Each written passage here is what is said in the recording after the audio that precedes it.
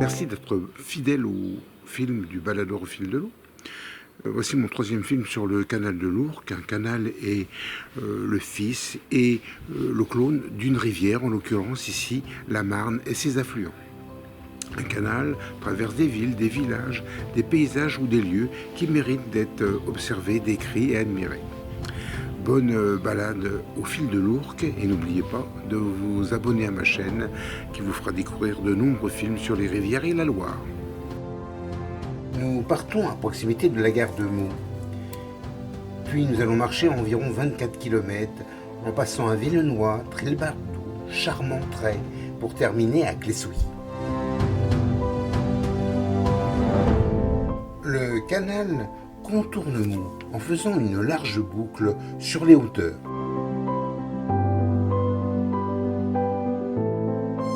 Il longe les voies de la gare SNCF et se dirige vers le sud.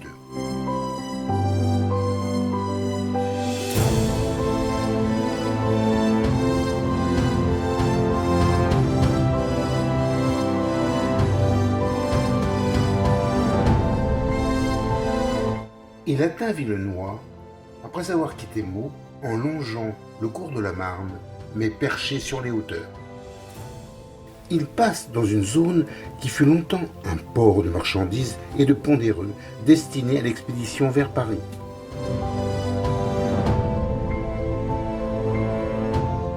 Au XIXe siècle, le tonnage transporté annuellement sur le canal était d'environ 1 million de tonnes, principalement des matériaux de construction, des produits agricoles ou de la métallurgie. À la fin justement du XIXe siècle, l'utilisation du canal pour le transport cesse, progressivement remplacée par le train.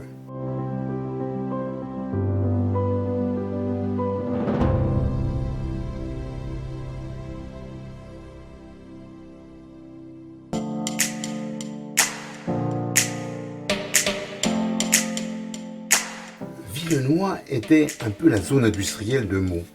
Le canal y est toujours bordé de maisons et d'entrepôts qui se sont parfois recyclés, comme ici, en un lieu de réparation de bateaux.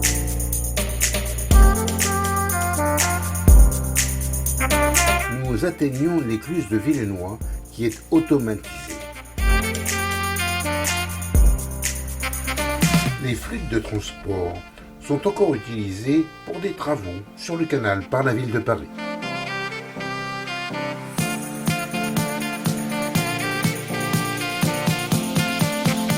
Cette écluse présente deux branches de canal, permettant autrefois le chargement de marchandises plus facilement.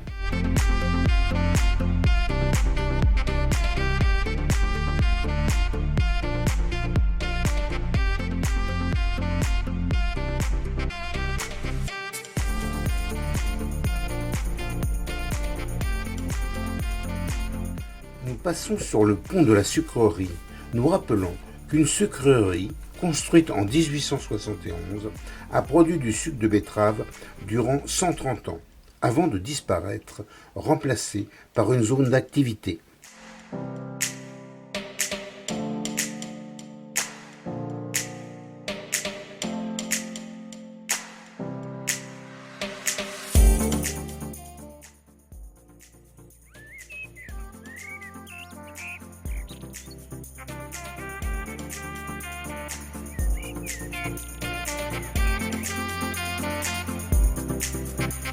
Certaines constructions sont un peu étranges, probablement des maisons d'artistes attirées par l'aspect bucolique du canal.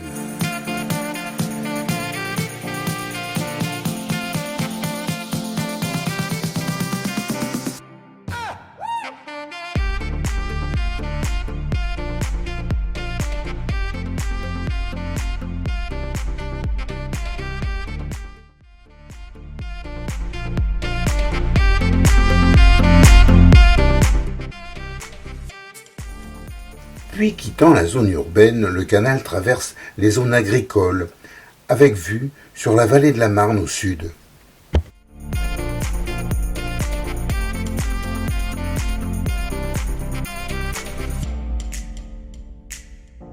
À Ille-les-Villenoy, Le canal est bordé de belle végétation, avec notamment d'odorants buttléas. Insouciants du site, les automobilistes franchissent la vallée et le canal sur les imposantes piles de l'autoroute A40.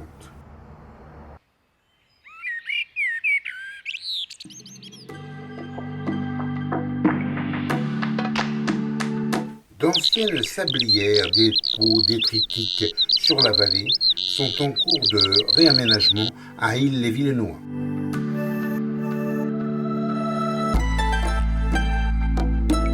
Le modeste aérodrome de Moësbly est enveloppé par le canal.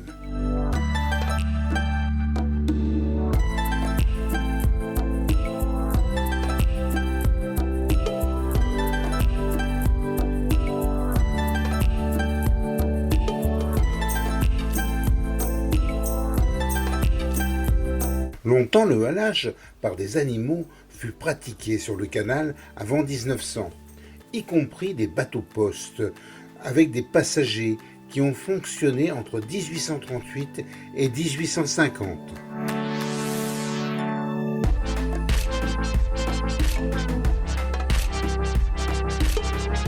Nous voyons ces écluses de Vignoli, et nous verrons celles de Fresnes plus tard, qui ont été mises à deux sas, qui permettaient aux flûtes et aux coches d'eau de passer plus facilement.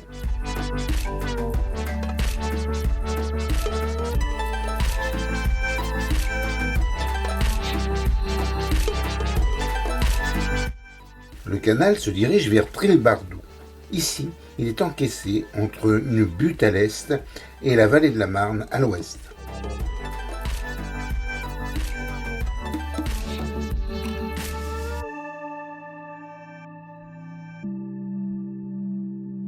Le château de Trilbardou fut propriété au XVIIIe siècle du lieutenant de police de Paris, Lenoir.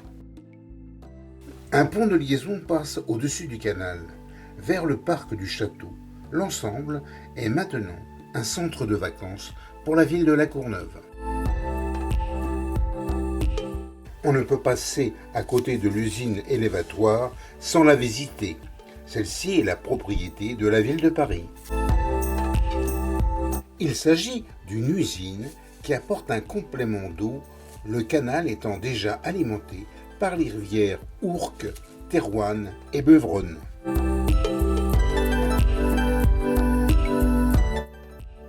Il y avait sur la Marne un pertus, sorte de chute d'eau difficilement franchissable, et un moulin sur un bief alimenté par une prise d'eau de la Marne.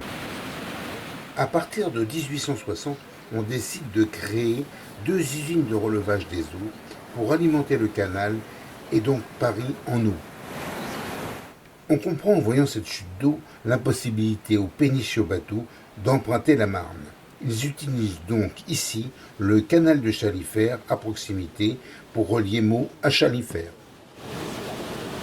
Un bras d'amener permet à l'eau d'arriver à l'usine élévatoire depuis la Marne, mise à niveau par le barrage.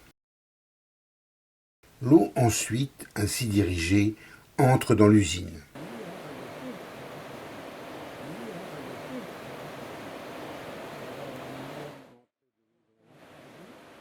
Nous devons à l'ingénieur hydraulicien Sagebien une monumentale roue à 70 aubes qui, actionnée par une chute d'eau de 1,30 m, apporte l'eau à 4 pompes.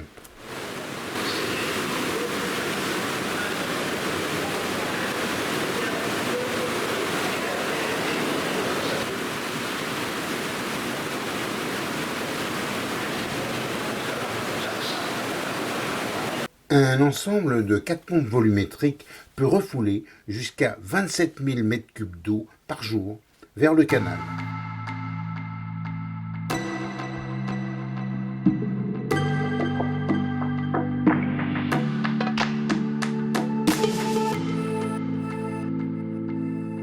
Le parc de l'usine de Trilbardou est un petit musée montrant différentes choses, notamment les deux types de flûtes de transport. Les demi de 18 mètres de long et les grandes de 28 à 30 mètres, pouvant porter jusqu'à 70 tonnes de marchandises. L'eau étant relevée à 12 mètres il faut grimper l'escalier pour atteindre le canal. On voit ici indiqué par la flèche rouge le canal et bien sûr l'usine de Trilbardou. Après un passage dans le regard, l'eau arrive dans le canal.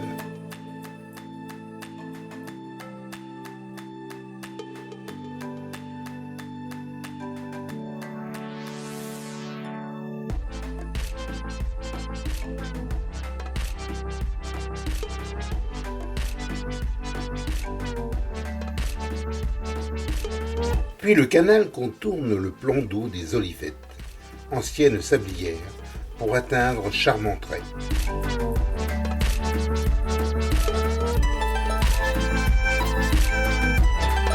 Le pont est marqué PK 3570, donc nous sommes encore à 35,7 km du bassin de la Villette.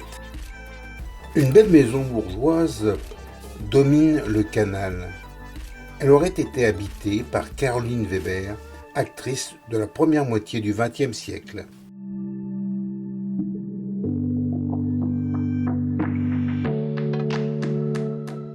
Un pont permet de rejoindre le bourg très calme de Charmentray, avec son église de la Sainte-Trinité, dont la façade est enchâssée dans des maisons.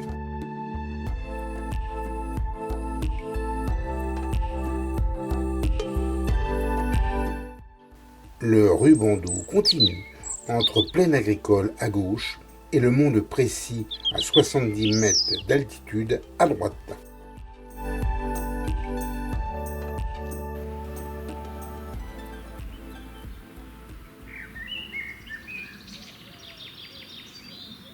Chacun des villages où passe le canal sont indiqués par des panneaux bleus à l'entrée et à la sortie.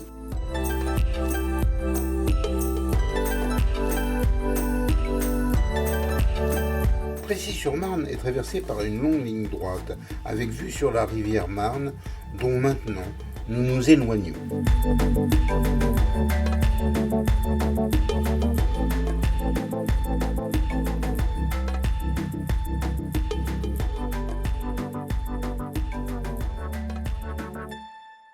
Nous atteignons maintenant l'écluse de Fresnes-sur-Marne qui a été modernisée entre 1991 et 1998. Comme la précédente écluse, elle est à double fuite, avec au milieu une petite île où les érables se plaisent.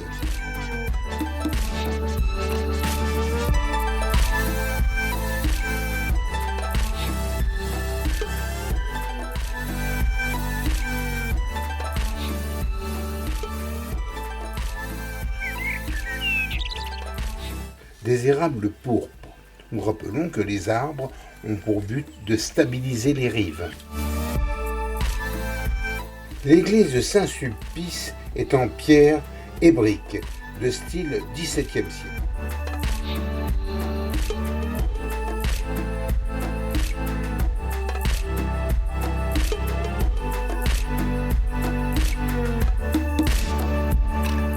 À Fresnes, une ancienne briqueterie a longtemps utilisé le canal pour s'approvisionner, pour expédier ses productions.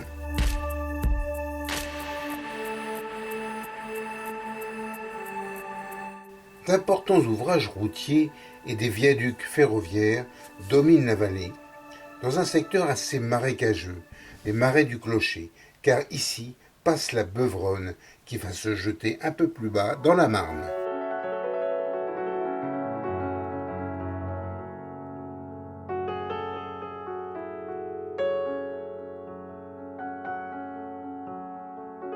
Nous voici enfin arrivés à Clessouilly, ville chef-lieu de canton de 10 000 habitants.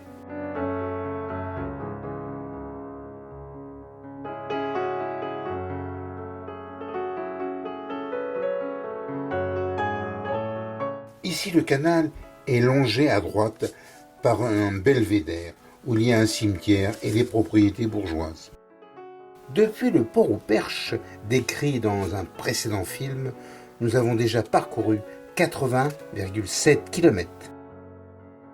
Nous passons le pont mobile pour accéder à un bassin, dit Gardeau, où s'arrêtaient les galiotes autrefois, au XIXe siècle. Sur cette vue de la mairie de 1850, je vous dis à bientôt pour la suite de la descente du canal de l'Ourcq. Bonne continuation!